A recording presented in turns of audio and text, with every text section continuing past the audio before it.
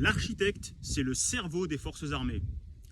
Il a constamment 10 coups d'avance, trace les plans pendant que d'autres les exécutent. Sa place idéale est là où il peut penser la guerre avant qu'elle n'éclate et savoir déjà comment la gagner.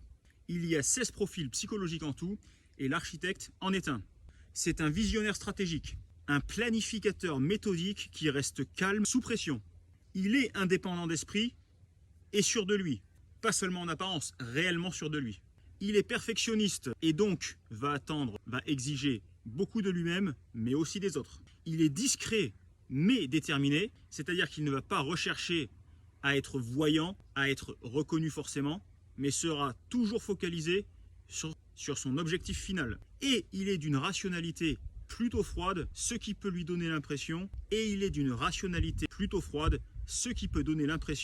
qu'il est distant et dénué d'émotion, l'officier français.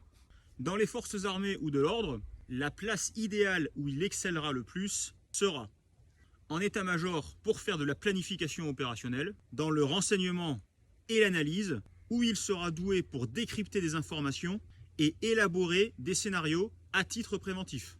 Il sera doué aussi dans tout ce qui est guerre asymétrique, donc voir plus loin que l'adversaire pour exploiter ses failles, et aussi dans le commandement à haut niveau. Donc pas celui du chef de section qui est dans l'action brute, sur le terrain, mais l'officier supérieur, voire même général, qui orchestrera la bataille.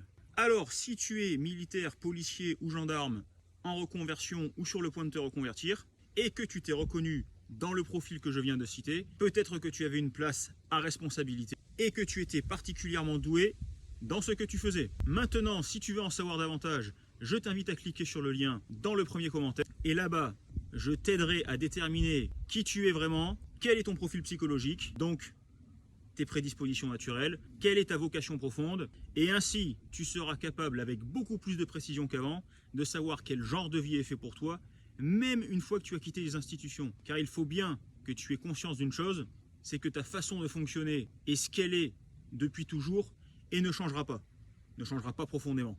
En revanche, ta vocation profonde peut prendre différentes formes et je vais t'aider à les identifier. Je te dis à de suite.